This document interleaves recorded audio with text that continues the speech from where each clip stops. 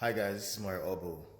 Um, yeah, today's a beautiful day, Sunday morning, and after I finished expressing my gratitude to God and thanking God for today, giving me life and hope and many blessings upon my life, I started being stirred in my spirit to talk today. And I don't know if this video is meant for someone, but today I want to talk about the get money quick idea that is crippling into the African community.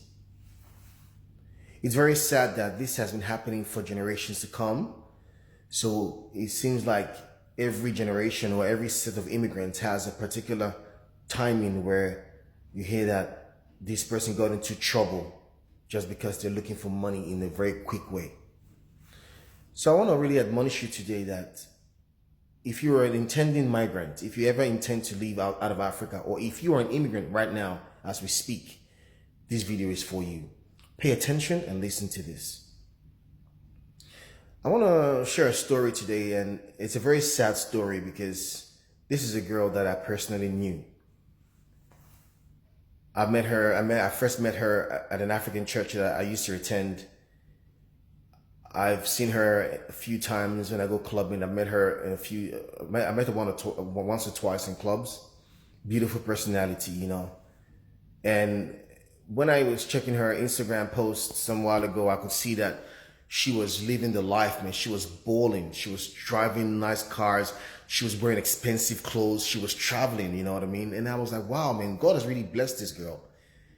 But all of a sudden, one day I came back from work and I was watching the TV and I watched the news, and they were talking about two African girls who were arrested for drugs.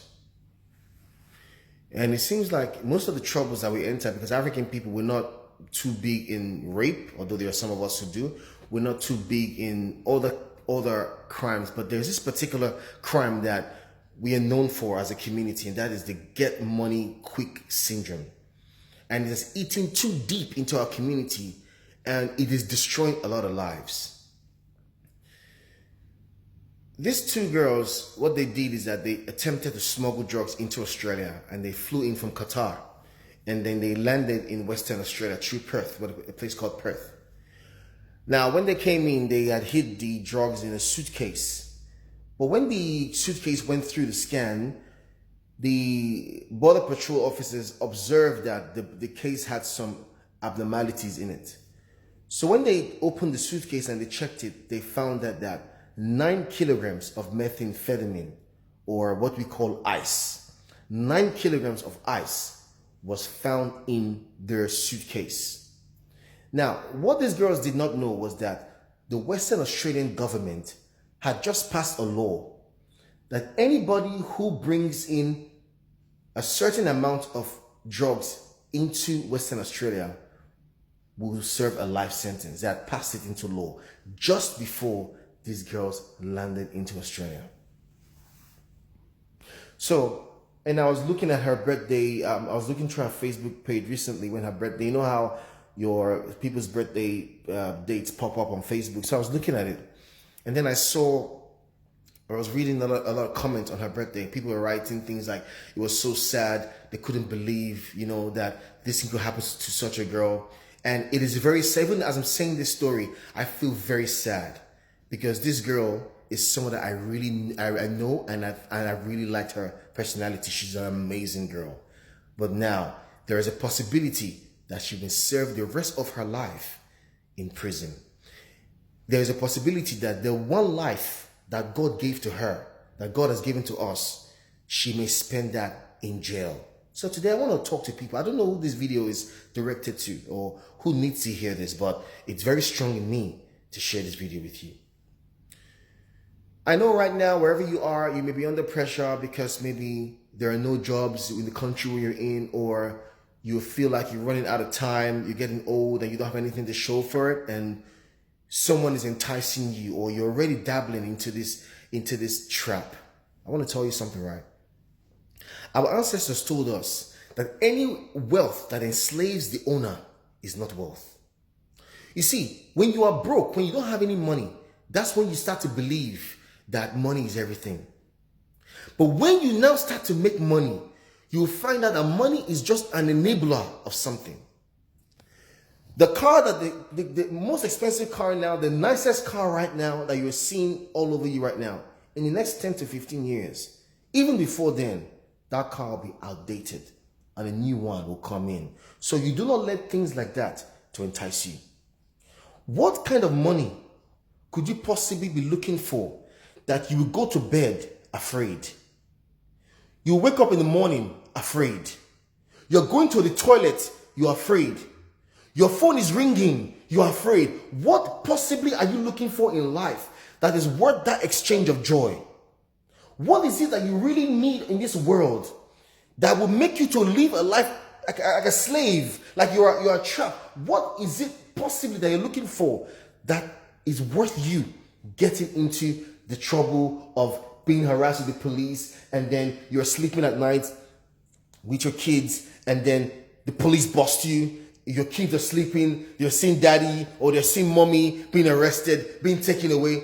What is it that you're actually looking for that will make you put yourself in that kind of situation? Listen, our ancestors told us that the only thing that starts from the top to the bottom is the grave. Everything else is from the bottom to the top. You may be in a situation right now that things are very difficult in that country. It's only a phase. It will pass. But if you want to take the shortcut to life, just know for sure that at the end of that tunnel, there is trouble. There is something that is written in the book of Proverbs. It says that wealth gotten from dishonesty is sweet, but later on, it shall be like gravel in your mouth. What is it that you're possibly looking for that will make you to choke later in your life? Why don't you make a turn? If you're listening to this right now and you're already there, I want to admonish you to take a turn with your life. I want to admonish you to turn your life around, because there is dignity in labor. Anybody who is not your friend when you don't have to prove anything to anybody. Anybody who doesn't love you now when you don't have, you don't need to prove your thing to anybody. The girl who you want to so impress with that car, the girl you want to so impress with that love, with that exotic lifestyle, whoever it is you're trying to impress, if you get incarcerated, if you get arrested and taken to jail, that girl will be with somebody else. I have seen this thing happen. Men who went to prison, their girlfriends, their wives are sleeping around. There's nothing that is not hidden. Everybody knows these things. Would you possibly think that she will wait for you for 10 years? No. Be wise, okay? Work hard for your life. Whatever you need in the morning, wake up, pray to your Creator, and go and look for it. Go and look for it, okay? Because our ancestors, they told us, they said, if you meet a man who is working hard in his old age, who you are seeing before you was a young man who wasted his time and his resources. It's time to be wise. No more again will the devil's money be found in our community. It's time for us to live right. It's time for us to have an education. It's time for us to have a dream and to start thinking generationally. Why? Because life goes on. If you look back, life will continue to go on. May life never go on ahead of us, I pray. May the wisdom of our ancestors guide all African people all over the world until the prophecy of our victory comes to pass. Let us live by the wisdom of our ancestors. I say, my name is Obho. God bless Africa. One love.